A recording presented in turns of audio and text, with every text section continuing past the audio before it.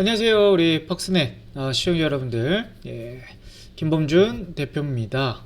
자, 이제 12월 달이 또 2022년도가 얼마 남지 않았죠?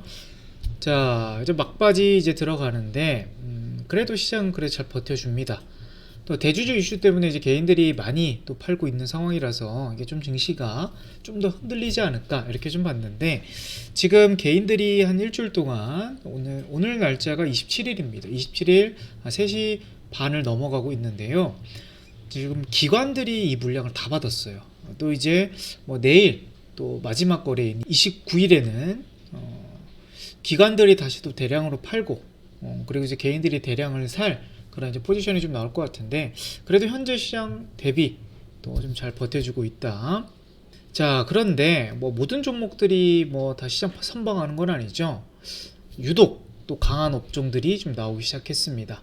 뭐 대표적으로 이제 리오프닝 업종들이 계속 시세가 이어지고 있고, 이 추세라면 내년까지도 좀 이어질 수 있는 그런 흐름인 것 같거든요. 그래서 오늘 방송은 두 가지를 준비했어요. 첫 번째로는 내년 1월까지 리오프닝을 어떤 종목들을 봐야 되고 왜 봐야 되는지를 좀 정리할 건데, 이 부분은 좀 뒤에 쪽에 다시 한번 설명드릴 거고요. 앞부분은 요즘에 이제 뉴스 틀면 가장 많이 또 나오는 뉴스가 바로 북한 또 무인기 또 리스크입니다. 그렇죠? 5년 만에 대한민국 영토를 침범을 했어요. 그러다 보니까 지금 방산주들이 다시 움직이고 있습니다. 그래서 이제 방산주에 대한 재료 그리고 어떤 종목들을 봐야 되는지 그 부분을 오늘 앞부분 방송에서 좀 다뤄보고요. 그리고 뒷부분 방송에서는 리오프닝 업종들을 한번 다뤄볼까 합니다. 자, 오늘 27일인데요. 오늘 기준으로서 상한가 간 코스닥 종목이 딱 두 종목이 있습니다. 그게 바로 DTNC라는 종목과 그리고 제이시언 시스템이라는 종목이에요. 자, 주식을 좀 하시는 분들이라면 좀 하신지 어느 정도 되셨다 하시면 제이시언 시스템은 이제 드론 관련주로 좀 알고 계신 분들이 있을 텐데 정말 오래간만에 좀 올라왔죠. 이게 작년도 올해 5월달 고점 찍고 나서 좀 의미 있는 반등을 한 번도 없었습니다. 시장이 물론 중간에 한 번씩 움직였던 흐름은 있었는데 코스닥 소형주다 보니까 되게 좀 약세 흐름으로 지나가고 있었는데, 자, 2022년도에 들어와서 첫 상한가지 않나 싶어요. 오늘 거래량 동반해서 오늘 상한가를 기록을 했고요.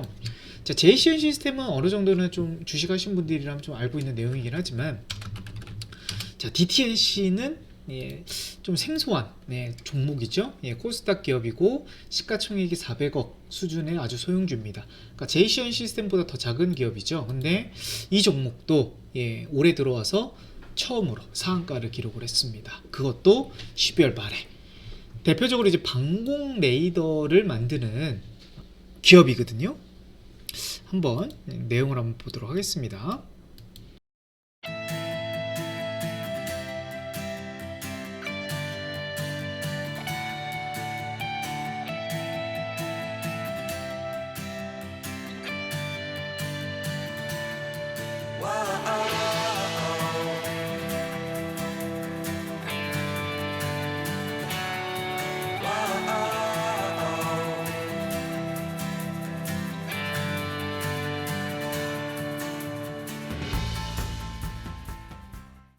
자, DTNC 대공 레이더. 자, DTNC 홈페이지예요. 홈페이지를 들어와 보니까요.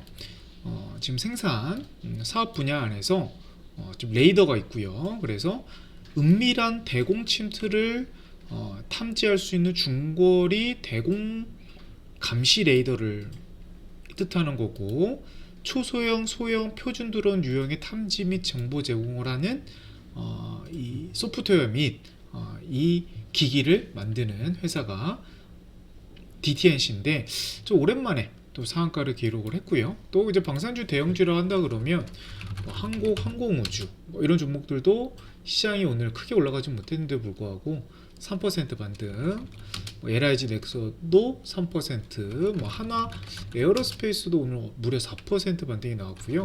그리고 현대, 로템도 오늘 4% 넘게 반등이 나왔습니다. 자, 대형주들이 움직이고 있다 보니까 우리가 방산주들이 이제 흐름이 좋아지고 있다라는 것을 우리가 좀 알 수가 있는데요. 자, 그런데 이제 뭐 지금 대형주들 안에서 뭐 추세가 살아나고 있는 기업들이 많을까, 적을까 이렇게 본다 그러면 많지는 않아요. 그러니까 지금 코스피 자체가 11월 달 말에 또 12월 달 초에 2,500선을 찍고 나서 그리고 나서 지금 거의 6% 가까이 떨어진 거거든요. 그러면서 좀 급락이 나온 겁니다. 12월 달에. 그렇기 때문에 추세가 살아있는 기업들이 대부분 없는데, 그리고 대표적으로 반도체라든지 2차전지, 그리고 뭐 제약, 뭐 셀트리온이라든지 삼성바이오로직 모두 좀 약한 흐름이지 않겠습니까? 그런데도 이제 방산주들이 올라오고 있다는 거는 수급이 이쪽으로 좀 이동 중에 있다, 이렇게 좀 보셔도 될 것 같아요. 자, 그럼 방산주를 왜 봐야 될까? 저는 이제 테마적인 관점에서 우리 시청자분들에게 설명을 드리는데, 지금 코스피에 대형 업종들이 수급이 다 깨져가고 있다는 거죠. 자, 우리가 이제 증시 흐름에서 완만한 조정은 재도약하기 위한 뭐 그런 박스권 조정 국면이다, 이렇게 볼 수는 있는데, 최근 낙폭이 심한 종목 중에 하나가 바로 LG 에너지 솔루션인 거거든요. 이게 시가총액 코스피 2위 기업이에요. 무려 100조가 넘습니다. 100조가 넘는 기업인데 지금 고점 대비해서 약 대략적으로 26%가 떨어졌다는 거는 이건 추세가 조금 많이 깨져 있다라고 보시면 좋을 것 같아요. 그러니까 이 업종 자체가 워낙 올해 또 작년 상반기 하반기 또 올해 상반기 하반기를 이끌었던 업종이기 때문에 뭐 많은 분들이 관심이 있는 또 섹터, 2차전지 업종들이 섹터이긴 하지만요, 지금 1개월의 추세만 본다 했을 때는 좀 가장 또 안 좋은 섹터이기도 합니다. 그래서 지금 이렇게 고점 대비 20% 넘게 대형주들이 밀려간다고 하면요, 사실상 V자 반등을 기대하기는 좀 어려운 부분입니다. 그러면 시장이 단기간 안에 코스피가 2,500선을 빠르게 회복이 되어줘야 2차전지 업종들이 좀 회복이 될 텐데, 지금 이렇게 V자 반등이 나올 만한 뭐 특별한 뭐 지금 재료가 있는 상황은 아니고, 수급 자체도 그렇게 좋은 상황은 아니기 때문에 지금 2차전지 수급들이 좀 리오프닝이라든지 방산주로 좀 넘어갈 가능성이 있지 않을까, 이렇게 좀 보여지고요. 대표적으로 이제 LG에너솔루션도 약하지만 삼성 SDI도 약해요. 이것도 고점 대비 10% 넘게 빠진 종목이죠. 15%, 20% 가까이 좀 빠진 종목이고. 자, 그리고 이제 코스닥안에서는 누굴 또 볼 수 있냐면 에코프로 BM이 있겠죠.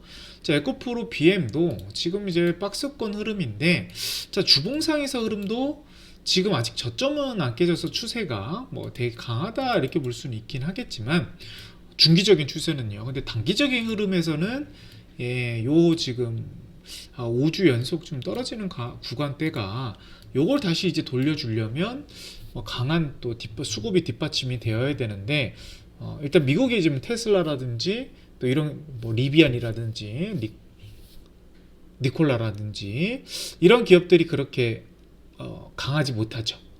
그래서 이 기업 지금 좀 조정 국면이 좀 길어질 수도 있겠다, 이렇게 좀 보셔야 될 것 같고, 에코프로 BM, 뭐 LNF 이런 기업들도요. 그러니까 2차전지 소재 기업들 그렇게 좋지 못해요, 지금 추세가. 그래서 이게 워낙 대형 수급이다 보니까 이 수급이 지금 현재로서 리오프닝 쪽으로 좀 많이 움직인 상태고요. 그래서 이제 화장품이라든지 의류, 또 여행, 항공, 뭐 카지노 업종도 이렇게 좀 급등이 나오고 있지 않습니까? 자, 그래서 이거를 좀 잠시 후에 집중 다뤄볼 거예요. 방산주는 섹터가 뭐 작진 않지만 그렇게 종목들이 많지는 않잖아요. 근데 리오프닝은 뭐 여러 섹터가 좀 엮여져 있기 때문에 이게 아마 주도 업종이 될 가능성이 높아요. 자, 그러면 지금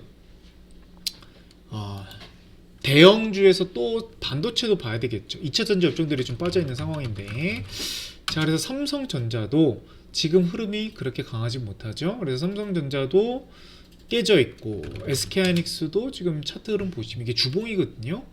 자, 지금 7주 연속 떨어져 있단 말이에요. 그러니까 여기서 V자 반등이 나올 가능성도 뭐 주식에서는 확률이 뭐 없진 않습니다. 하지만 그냥 차트 흐름을 봤을 때 이게 추세가 좋다라고 느낌을 받지 못하죠. 예, 그래서 이 부분도 좀 약세 흐름인 거고, 뭐 코스닥에서는 뭐 원익 IPS라든지 이런 기업들이 그나마 좀 버텨주는 기업이긴 한데, 그래도 지금 추세가 그렇게 썩 좋지 못합니다. 좀 바닥에서 좀 강하게 올라오지 못하고 있고요. 뭐 DB하이텍 이런 기업들도 지금 강하게 좀 움직이고 있지 못하죠. 그리고 이제 제약주들도 한번 봐야 될 것 같아요. 그러니까 제약이 최근에 이제 코로나 감기 테마를 엮이면서 뭐 한미약품이라든지 유한양의 뭐 종근다 대형 로컬 제약사들은 좀 많이 반등이 나왔는데, 그러니까 바이오 업종에서 우리가 3대장이로 본다고 하면 대표적으로 이제 삼성 바이오로직스가 있겠고, 그렇죠? 그리고 셀트리온이 있고, 그리고 SK 바이오사이언스가 있는데, 이 지금 대형주들이 크게 강하지 못해요. 그리고 코스닥 쪽으로 본다고 하면 뭐 알테오젠이라든지 뭐 레고캠 바이오라든지 HLB라든지 이런 기업들이 좀 올라와 줘야 되는데, 자 일단 레고캠 바이오 정도는 조금 올라온 상태이긴 하지만 HLB는 지금 아직 하락 파동에서 올라오지 못하고 있고, 자 알테오젠도 지금 바닥에서 아직 4만원 밑에서 추세가 그렇게 좋은 그림은 아닙니다. 그러니까 바이오 업종들은 그렇게 좋지 못했다라는 거죠. 제약주들은 그나마 괜찮고, 그래서 이 대형 수급들이 지금 리오프닝 업종에서 계속 갈 거고, 리오프닝 업종이 쉬어갈 때쯤이면 또 다른 섹터들이 움직일 텐데, 현재로서는 또 방산주들이 또 하나의 후보군 중에 하나지 않을까. 그래서 지금 이제 수급이 붙는 업종들을 우리가 눈여겨봐야 되는 거고, 떨어지는 업종들을 계속 분할 매수하시는 것보다는 떨어지는 업종들은 뭐 관망하시던지 조금 더 기회를 더 기다려 보시는 게 좋지 않을까 싶어요. 자, 그런데 대형주들의 흐름을 보니까, 자, 뭐 하나 에어로스페이스도 이제 고점이 언제냐면 이제 9월달이에요, 그렇죠?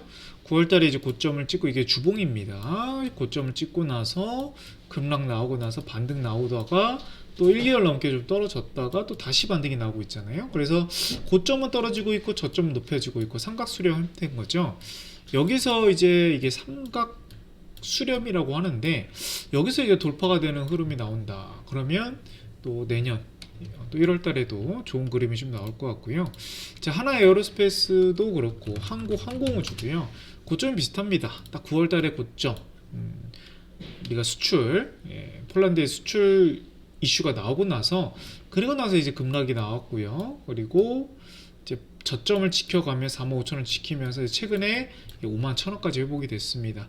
저는 이제 증시를 볼 때 추세적인 흐름을 본다 했을 때 20주선을 되게 중요하게 보거든요.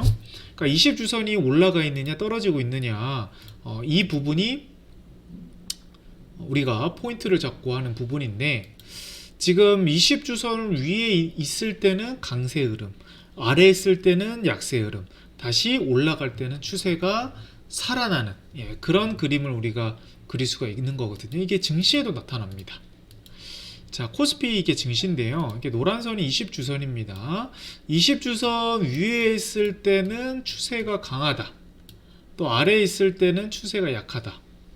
다시 이제 반등을 잡았지만 또 지금 엎치락 뒤치락 하고 있는 상황이죠. 자, 그래서 지금 이제 시장 대비 강한 업종이 이제 방산중고고, 한국항공우주, 하나 에어로스페이스 모두 20주선을 뚫었다라는 거고. 자, 현대로템도 한번 볼게요. 현대로템도 8월달에 고점이네. 이 종목은 8월달 고점 찍고 나서 완전 급락 나왔다가 다시 이제 11월달에 급등, 그리고 나서 다시 조정인데 다시 또 올라가려고 하는 그런 모습을 좀 보여주고 있죠. 추세적인 상승을 좀 기대해봐도 좋을 것 같고. 자, 이제 LIG 넥스원도 이제 9월달 고점 똑같습니다. 다른 종목에 비해서는 이제 낙폭이 그렇게 크진 않는데, 이게 박스권이 좀 길어진 종목 중에 하나예요. 그래서 지금 다시 이제 95,000원 돌파가 나온다 그러면 105,000원까지도 우리가 기대할 수 있는 그런 부분인 거고, 지금은 이제 무인기 이제 또 리스크가 좀 나오면서 지금 리오프닝, 또 이제 코로나 제약 섹터들, 그리고 추가적으로 방산 업종을 봐야 되는 게 지금 현재 연말 내년 연초까지의 이제 테마 흐름이 좀 되어졌다, 이렇게 볼 수가 있겠습니다. 자, 그럼 방산주의 재료를 한번 보도록 할게요. 자, 뭐 지금 이제 무인기 리스크가 좀 있는 부분이긴 한데 원래는 이제 사실 북한하면 핵이죠. 또 이제 핵 리스크가 가장 큰 부분인데 지금 올해 또 연말 올해 들어와서 핵 실험을 징후가 뭐 뉴스에서 본 것 같지는 않습니다. 그러니까 핵 실험 리스크 징후가 보인다 그러면 또 이제 방산주들이 좀 꿈틀거릴 수 있는 하나의 또 이슈가 되는 부분인데 이 부분은 아직은 없다. 그러니까 없는 게 좋은 거죠. 뭐 대한민국 안보 차원에서는 그러니까 주변 국가가 리스크가 높으면 안 된 거니까. 그래서 이건 부분 다행인 거고. 하지만 아쉬운 부분은 이제 탄도미사일을 너무 많이 쏘고 있죠. 좀 동해상으로. 그래서 이 부분도 안보의 중요성이 점차 높아지고 있는 상황인데 또 너무 자주 쏘고 있다라는 거죠. 뭐 한 달에 한두 번 이상 꼭 쏘다 보니까. 그러니까 증시에서는 예전에 옛날 같은 경우는 탄도미사일, 뭐 대륙간 탄도미사일을 쏜다 그러면 거의 1년에 한두 번 정도 쏘는 흐름이었잖아요. 그래서 그런 부분이 나오면 대한민국 증시에서 또 방산주들이 꿈틀거릴 수 있는 하나의 또 모멘텀이 되는 부분인데 지금은 너무 많이 한 달에 뭐 여러 번 쏘다 보니까 뭐 아무리 싸도 증시에는 방산주들이 큰 영향을 보진 않았습니다. 예, 그런데 또 무인기가 이제 다시 이제 뜨는 거죠. 그래서 어제 오늘 둘 다 좀 기사가 좀 떴어요. 자, 이게 지금 어제 무인기가 좀 침투를 해가지고 한 대는 서울까지 왔다 갔다고 합니다. 그리고 3시간 뒤에 다시 돌아가는 모습. 그러니까 무인기 5대가 5년 만에 대한민국을 침범했다. 예, 이게 뭐 되게 중요한 또 리스크인 것 같고요. 또 오늘 또 기사를 보니까요. 또 강화군 성모도 지역에 무인기가 관측됨에 따라서 주민 여러분이 안전에 유의하시길 바라겠습니다. 인천광역시 강화군에서 이제 문자가 좀 나왔죠. 그래서 이게 오늘 기준 한 3시 정도에 발송된 문자라고 하네요. 그래서 무인기가 또 출몰했다. 그러니까 어제 이어서 오늘도 출몰하다 보니까 경기도 파주 일대에 무인기가 떠가지고 또 매우 대공 안보가 중요해졌다. 근데 무인기에 또 뭐 미사일이라든지 또 카메라라든지 이런 게 또 장착이 되니까 매우 또 대한민국이 또 안보에 또 이제 관심을 가질 시기가 좀 오지 않았겠습니까? 자, 그래서 아까 설명을 드렸던 게 이제 A40 대고 감시 레이더. 그래서 이게 드론 방어 사업이 지금 되어 있거든요. 그래서 이게 부각이 되면서 오늘 상한가를 기록을 했습니다. 좀 오랜만에 상한가죠. 예, 올해 들어와서 첫 상한가기도 하고 이제 DTH가 상한가를 가다 보니까 자, 그러면 방산주들이 이제 꿈틀거릴 수도 있는 그런 흐름이잖아요. 근데 재료가 한 개 또 나왔습니다. 바로 루마니아 국방부 장관이 대한민국을 방문했죠. 자, 기사 내용을 한번 발표를 해보니까요. 폴란드에 이어서 루마니아 수출 기대감. 20일 군과 방산업계에 따르면요. 20일 방한한 안젤 틀버르 루마니아 국방장관은 경남 창원시 현대 롯데과 하나에어스페이스 사업장을 방문해서 K2전자, K9 자주포, 레드백 등 국산 무기체제 기술력을 확인해서 우리가 최근 이제 폴란드 이제 국방부 장관이 왔다 가서 계약 체결하고 나서 방산주들이 흐름이 좋았잖아요. 만약에 루마니아도 이제 수출에 대한 뭐 계약이 좀 이뤄진다면 내년까지 뭐 방산주들이 좀 흐름이 좋아질 수 있는 하나의 또 원동력이 되지 않을까 그렇게 좀 보여지고요. 자, 그러면 방산주에서 어떤 기업들이 가장 보면 좋을까? 일단 대형주들을 모셔야 될 것 같고 중소형주들보다는 자, 대형주들이 하나 에어로스페이스 항공우주 LIG 현대로템인데 지금 이제 무인기와 조금 더 밀접한 기업이라고 한다 그러면요 하나 에어로스페이스와 뭐 LIG 넥슨이 될 것 같아요. 자, 대공 방어, 대공 레이더 국산 기술력으로 만드는 기업 중에서는 LIG 넥스원의 지공 국지 방공 레이더를 개발한 게 LIG 넥스원이거든요. 이제 국방부와 또 이제 방위사업청이 연관이 되어 있고, 그래서 LIG 넥스원이 대공 레이더에서는 좀 유일하지 않나 이렇게 보여지고 차트도 좀 덜 올라가 있고요. 그래서 이게 이제 연말 또는 연초 흐름까지 한번 관심 있게 보시길 바라겠고요. 그리고 이제 대공 또 이제 미사일을 만들 수 있는 업체로서는 하나 디펜스가 좀 유력합니다. 자, 그래서 비호복합은 저고도 침투하는 적 항공이나 헬리콥터를 요격하는 대공 무기 체계다. 레이더에 잡히지 않은 최신 스태기 전투장의 등장으로 한때 효율성 논란이 있기도 했지만 드론이 새로운 무기로 등장하면서 다시 부상하고 있다. 방산업계는 비호복합이 인도, 사우디아라비아 등 세계 각국의 수출 성과를 올릴 수 있게 지켜보고 있다. 이걸 만드는 게 하나 에어로스페이스인 거거든요. 그러니까 하나 디펜스인 건데 하나 디펜스의 지분을 100% 갖고 있는 게 하나 에어로스페이스다 보니까 그래서 하나 에어로스페이스가 매우 좀 전망이 좋을 것이다. 이렇게 좀 보는 거겠죠. 그래서 대형주에서는 하나 에어로스페이스, LIG, 넥스원이 가장 좀 유력한 부분인 거고 방산업계 다 흐름이 좋아진다 그러면 또 한국항공우주, 현대로템 이 종목들까지도 같이 눈여겨보시면 좋을 것 같습니다. 우리가 리오프닝 업종을 왜 봐야 되는지 한번 다뤄보도록 할게요.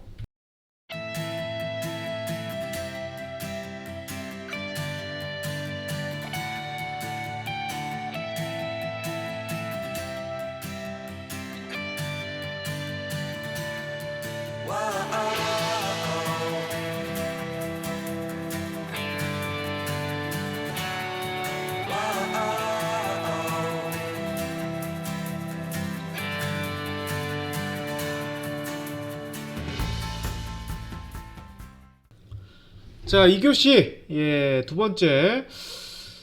자, 우리가 왜 리오프닝 업종을 꼭 봐야 될 것이냐, 이 부분을 좀 다뤄볼까 해요. 그러니까 리오프닝이 이제 중국의 경제 개방도 있을 수 있겠고, 대한민국 이제 또 내년에 또 1월달 들어와서 이제 실내 마스크도 부분적으로 좀 해소가 되는 부분이 있지 않습니까?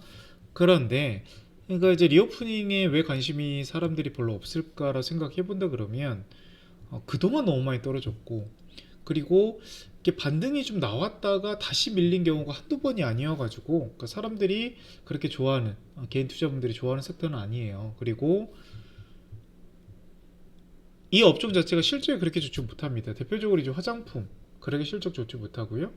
그리고 항공 여행, 그쵸? 적자 기업들도 많죠. 이러다 보니까 실적도 안 좋은데 뭐 차트만 올라온다고 해가지고 지금 뭐 종목들 다 물려 있는데 뭐 굳이 리오프닝 공략할 필요가 있을까? 그냥 내 종목이 올라오기만 기다리면 되지 않을까? 이렇게 생각하시는 분들도 있을 것 같아요. 그것도 하나의 방법입니다. 그것도 하나의 방법인데 저는 이제 테마 관점에서 보니까, 테마 관점에서 지금 현실적으로 올라갈 수 있는 차트 자리가 만들어져 있느냐, 아니면 차트 흐름상에서 추세가 깨져가고 있느냐, 이것만 놓고 판단한다고 했을 때는 리오프닝이 매우 좀 매력적인 차트 흐름이 좀 만들어져 있고, 그 위에 다른 섹터들은 약한 흐름이 지속이 되고 있다 라는 것을 좀 설명을 드리도록 하겠습니다. 그래서 오늘 방송은요, 리오프닝 업종들이 좋다는 얘기도 하겠지만 깨져가고 있는 업종들은 선 하나로서, 우리가 선 하나로서 지금 종목을 유추해 보시면 좋을 것 같습니다. 그래서 강의까지도 한번 이어보도록 할게요. 자, 저는 이제 증시에서 가장 중요하게 보는 포인트가 20주선을 지키고 있느냐, 이게 좀 중요해요. 아까 앞부분 제가 방산주 얘기하면서 코스피가 지금 20주선 밑에 있다 이렇게 좀 말씀을 드렸잖아요. 근데 이제 코스피가 주봉상에서 지금 2400선 아래로 떨어져 있기 때문에 지금 주봉상에서 20주선 이탈이 되어 있고, 뭐 확대를 해본다 하더라도 20주선, 이게 노란 선이 20주선인데 밑에 있어요. 그러니까 우리가 이제 지지선 라인, 뭐 추세 라인 이런 거를 이제 차트 공부를 많이 하시는데, 지금 20주선 이탈을 했다라는 거는 20주가 우리가 기간으로 따진다 그러면 얼마죠? 한 4, 5개월 정도인 거잖아요. 4, 5개월. 4, 5개월의 기간 합친 게 이제 20주 정도 되는 건데, 지금 대한민국 코스닥은 더 많이 떨어져 있고 코스피가 4, 5개월 평균 가격선을 떨어져 있다라는 거예요. 이 얘긴 즉슨 추세가 꺾였다라는 겁니다. 그래서 그러니까 차트로만 본다 했을 때, 그래서 추세가 꺾이고 있는 업종들이 많아질 수 있다는 걸 뜻하는 겁니다. 그렇기 때문에 추세가 꺾이기 시작한 업종들을 무리하게 추가 매수 또는 무리하게 공략하시면 안 된다라는 거죠. 자, 그 부분을 우리가 시가총액 큰 업종들부터 해서 한번 정리해 보도록 할게요. 자, 증시가 그러니까 종합주가 이게 주봉인데 20주선을 위에 있을 때는 매우 강한 모습을 보여주고 있고 20주선 밑에 있을 때는 못 뚫죠. 예, 추세가 이게 못 뚫어요. 근데 최근에 한번 뚫었다가 이게 추세가 다시 꺾이는 느낌은 아닌데 지금 이제 왔다 갔다 하는 그런 국면이 있는 거죠.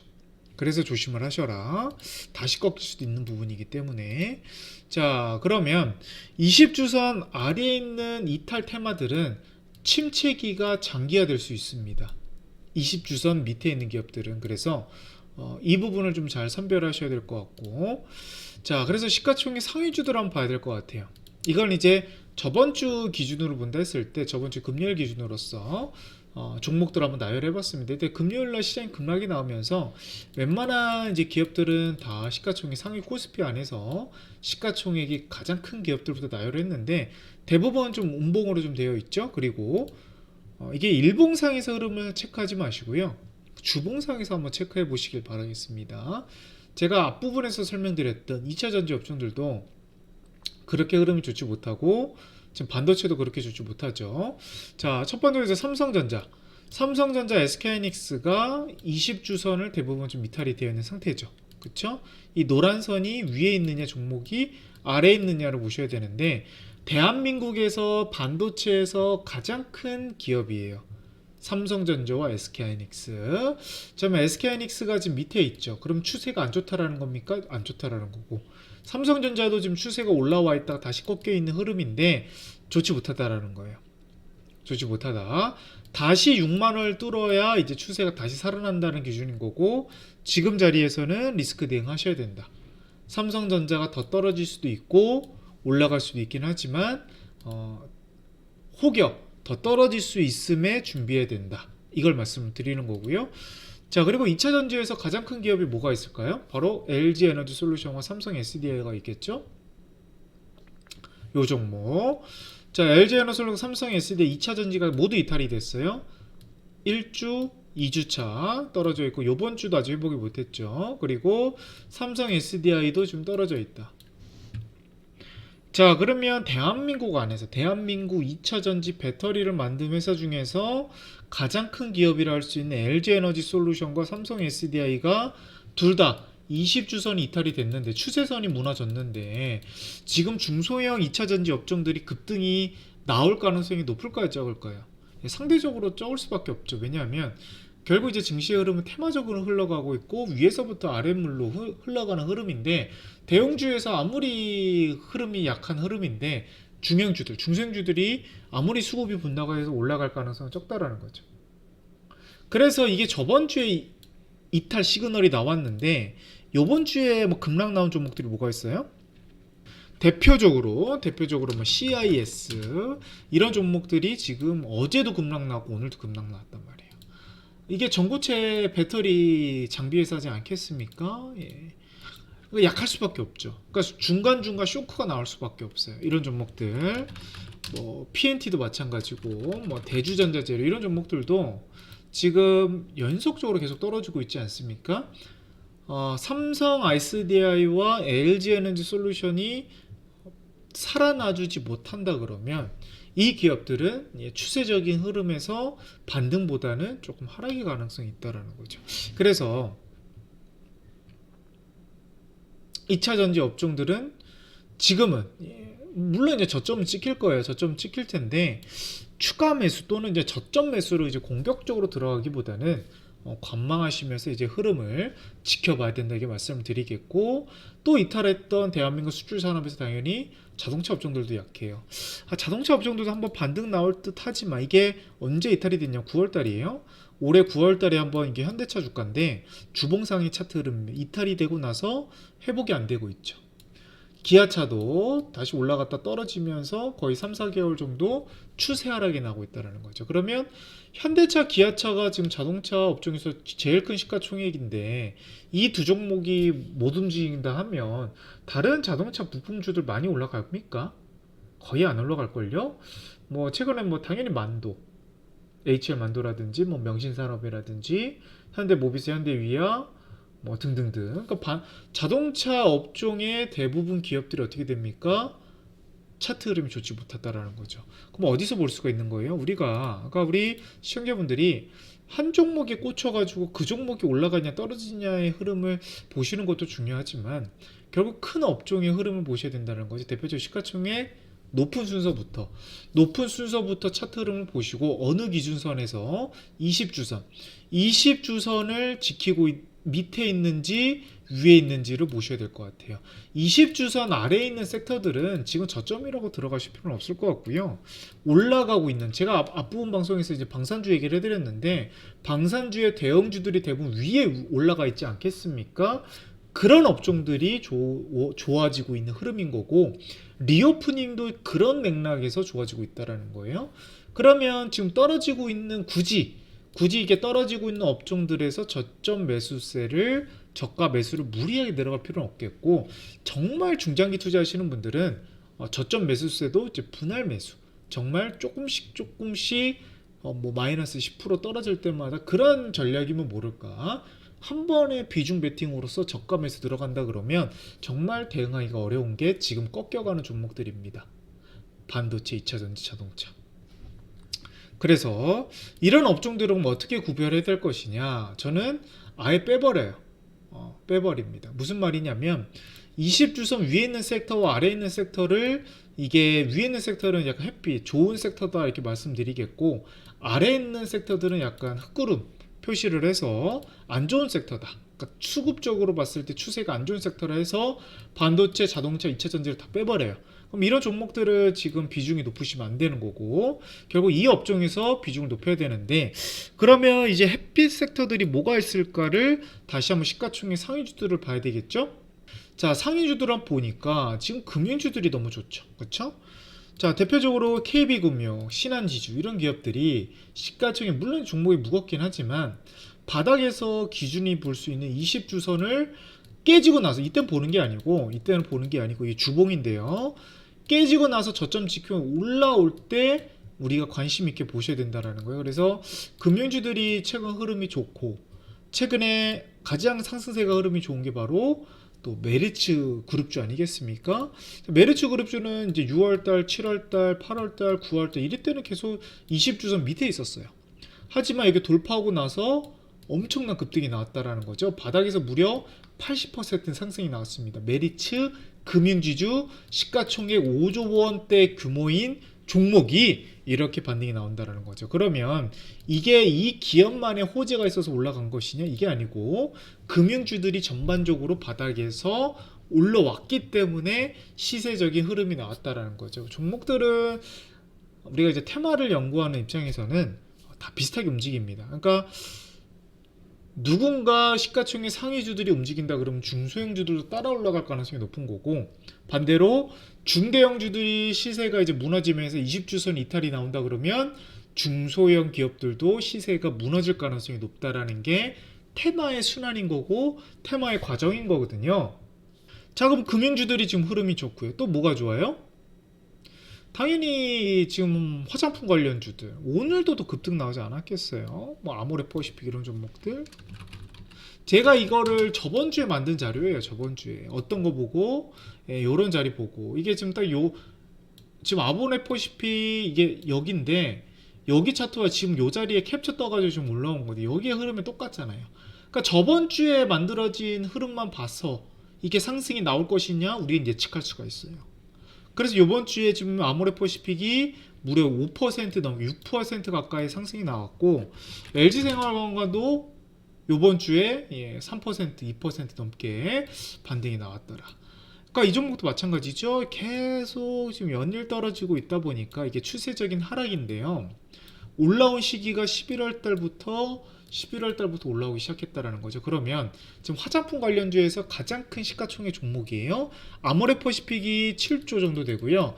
LG생활건강이 한 10조 정도 됩니다. 그래서 가장 큰 시가총액 종목들을 나열하시고 거기 안에서 테마를 잘 정리하신 다음에 대형주들이 어떻게 움직이고 있느냐, 꺾여 있느냐, 올라가고 있느냐, 이거를 판단하시면 좋을 것 같아요. 그래서 제가 이제 우리 시청자분들에게 또 연말이다 보니까 선물을 드릴게요. 지금 제가 이제 노란톡에 지금 QR코드가 남겨져 있잖아요.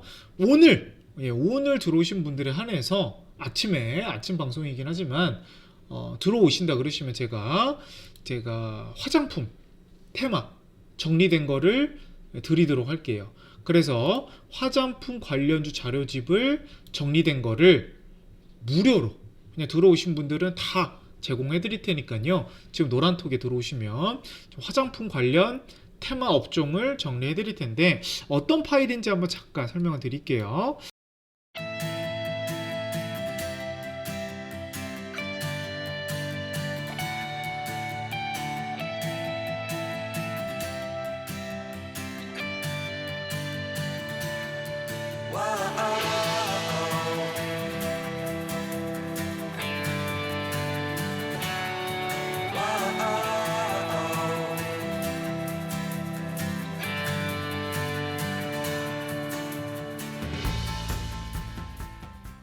요런 거예요. 요런 PDF 파일인데 뭐 아모레퍼시픽, 아모레지, LG생활건강부터 해서 뭐 애경산업, 코스맥스, CNC, 뭐 한국콜마 뭐 이렇게 등등등 어떤 종목이 화장품 테마인 건지 관련주로 정리할 수 있게끔 제가 정리해둔 파일이 있습니다.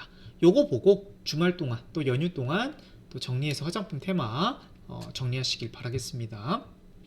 자, 그래서 화장품 관련주를 자료집을 무료로 제공해 드릴 거고요. 노란톡에. 자, 그리고 또 어떤 업종들이 올라오고 있나요?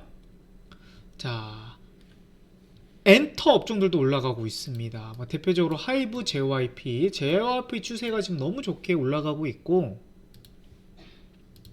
그럼 하이브 차트 한번 보여드릴게요. 이건 하이브 차트가 아니고 좀 잘못 캡처가 된 건데, 하이브도 한번 보도록 할게요. 오늘은 올라가지 못했지만 자, 주봉입니다. 주봉상에서 흐름을 보시면 올해 3월달에 고점 찍고 나서 단 한 번도 올라오지 못한 선이에요. 근데 11월달, 12월달 이렇게 올라왔잖아요. 그러면 지금 올라온 지가 한 달도 안 됐어요. 근데 2차전지 반도체는 꺾여가고 있고 이런 엔터 쪽은 올라오고 있다라는 거죠. 그러면 이게 내년까지 추세가 이어질 수 있는 가능성은 조금 더 높다라는 거죠. 그렇다고 해서 이게 하이브가 무조건 올라간다 이거 말씀드린 건 아닌데 현실적으로 추세적인 본다 했을 때 이제 바닥을 찍고 올라왔기 때문에 2차전지 업종들보다는 조금 더 가능성이 높다. 이거를 우리가 구별할 줄 아셔야 된다라는 거예요. 또 어떤 테마들이요? 자, 음식료 업종들. 자, 농심이 최근에 주가가 흐름이 좀 좋아지고 있고 오늘도 급등이 나오더라고요. 그런데 이제 CJ제일제당은 밑에 있어요. 그러면 시가총액이 음식료 쪽에서 식품 쪽에서 가장 큰 게 CJ제일제당과 농심인데 1등 2등인데 이렇게 좀 아리까리합니다. 자, CJ제일제당도 이 위에 있다고 하면 이거 식품주들이 강한 건데 2등주는 여기 올라와 있는데 1등 시가총액 가장 큰 기업은 왜 밑에 있지? 그러면 이게 좀 강세 테마인 건가? 이렇게 생각이 들 수 있잖아요. 1등, 2등이 두 개가 겹치지 않고 한 개만 올라가 있고 한 개만 떨어져 있을 때는 이게 중립적인 느낌이 좀 있을 수는 있어요. 그래서 3등주, 4등주, 5등주까지 한번 비교해 보시길 바라겠습니다. 무슨 말이냐면 지금 1등주들은 밑에 있고 시가총액이 가장 큰 2등이 농심이 위에 있잖아요. 그럼 3등주가 누굴까? 3등 오리온이거든요. 오리온은 위에 있네요. 그러면 4등주로 한번 볼게요. 동원산업입니다. 동원산업도 위에 있어요. 그러면 시가총액 1등부터 5등까지를 비교한다고 했을 때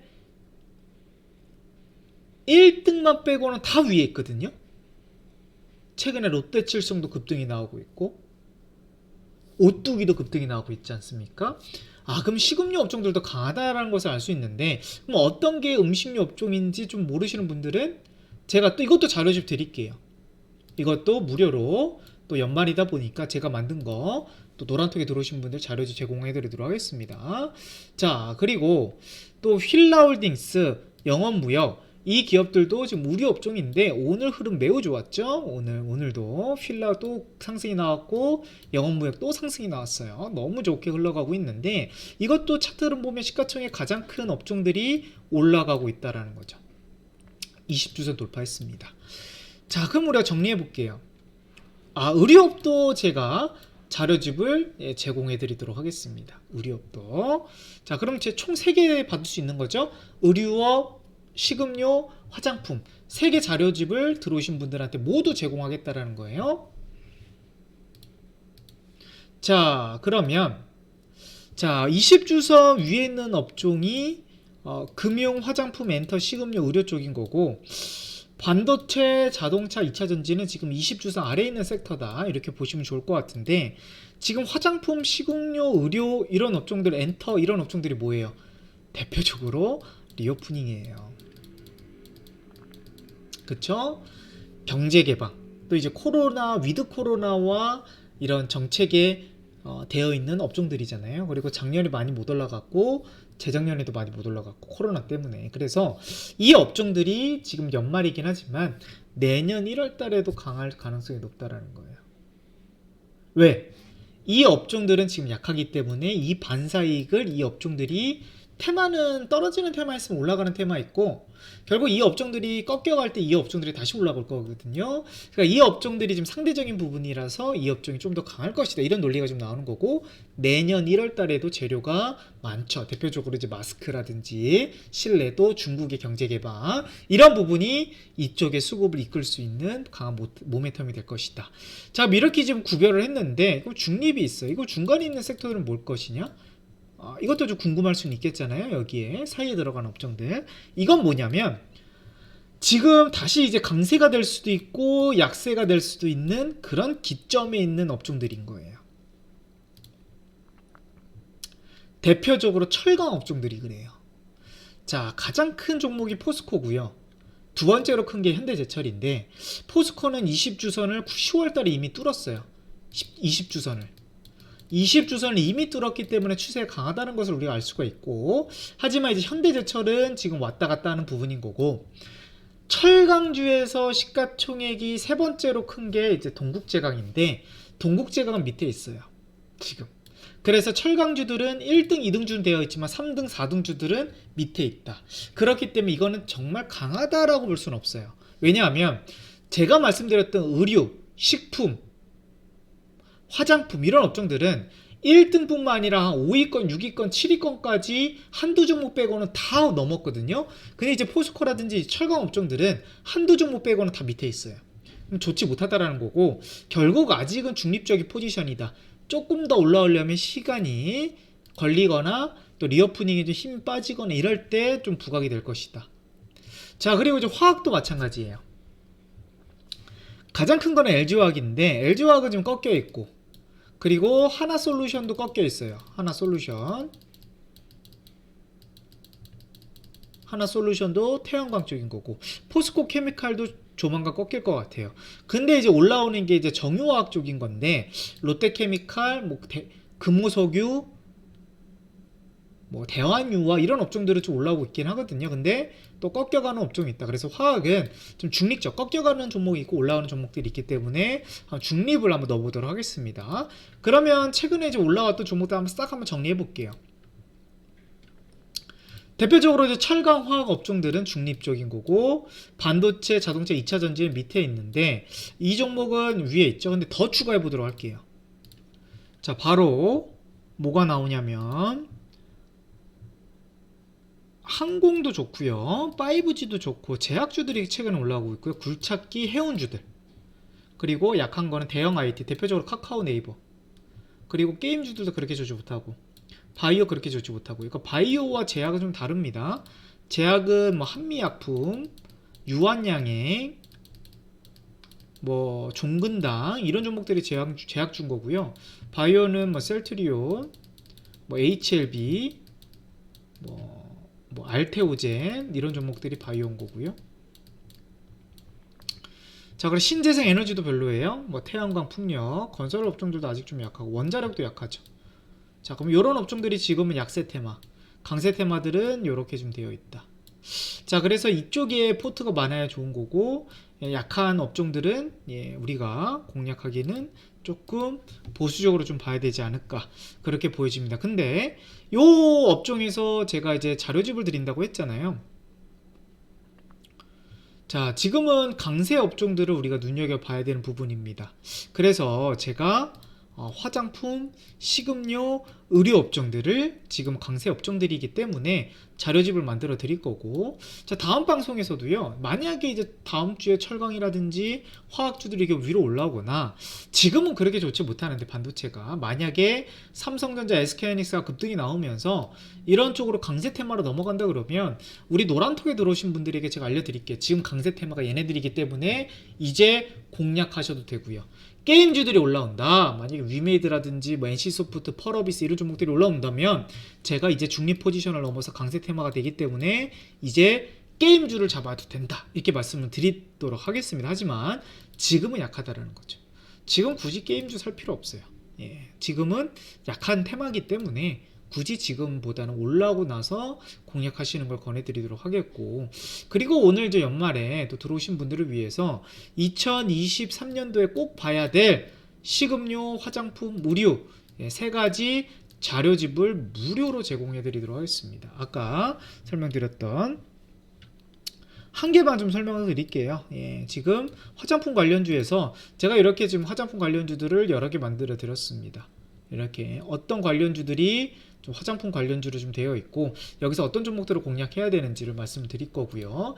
그리고 우리가 이제 분류를 할 때 어떻게 좀 분류를 해야 될 것이냐, 그러니까 이렇게 좀 분류를 해야 된다는 부분인 거거든요. 뭐 여행사, 면세, 의료, 항공, 뭐 화장품 이런 종목들을 오늘 화장품, 한국 화장품 20% 넘게 올라갔고, 코스메카 이것도 다 정리해드린 거죠. 뭐 토니모리 당연히 정리해드렸고, 식품주들 이런 종목들을 이제 연말 동안 또 이제 휴일 동안 정리하셔야 될 거 아니에요. 그러니까 이런 부분을 정리하기 위해서 파일, 그 대신 어떤 기업이 뭘 만드는 건지는 좀 아셔야 부분인 거잖아요. 그래서 어떤 종목들이 또 화장품인 거고, 어떤 종목들이 식품주들이 뭐가 있는지, 의류 기업들이 뭐가 있는지, 이 부분을 제가 이제 정리해 드린다, 이렇게 말씀을 드리겠고, 자, 그리고 여기 안에서 뭐 의류 기업들, 화장품도 마찬가지겠지만 지금 의류 기업들이 생각 외로 좀 덜 올라가 있거든요.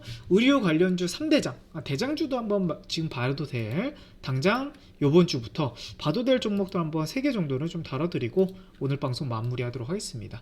자, 의류 업종들은 가장 시가총액이 큰 거는 자, 휠라 홀딩스인데, 자, 움직임이 조금 더딘 부분이 있어요. 하지만 휠라 홀딩스와 지금 한세실업 같은 경우는 바닥권 구간이기 때문에 적극적으로 봐도 될, 지금 크게 지금 이 노란선 20주설만 이탈하지 않는다 그러면요, 한세실업과 휠라홀딩스는, 그러니까 휠라홀딩스도 33,000원, 32,000원 정도를 손절 라인 잡고 보시면 매우 좋은 종목이다, 이렇게 말씀드리겠고, 좀 더 탄력적인 좀 대장주를 좀 원한다 하시면, 대장주 중에 제일 이제 강한 상승력이 있는 게 FNF 홀딩스인 거거든요. 요게 최근 추세가 가장 좋습니다. 바닥에서 이건 27,500원만 깨지지 않는다 그러면 이건 추세가 더 강하게 움직일 가능성이 높아요. FNF 홀딩스와 그리고 더네이처 홀딩스, 이것도 이제 완만하게 올라가는 흐름인데, 이것도 32,000원만 이탈되지 않는다 그러면 강한 또 우려 테마로서 더네이처 홀딩스도 또 관심 있게 뭐 오늘 시장 내일 시장이든 한번 눈여겨 보시길 바라겠습니다. 그리고 자료집 또 이제 받으실 분들은 그 밑에 하단에 나와 있는 주소 들어오시면 될 것 같아요.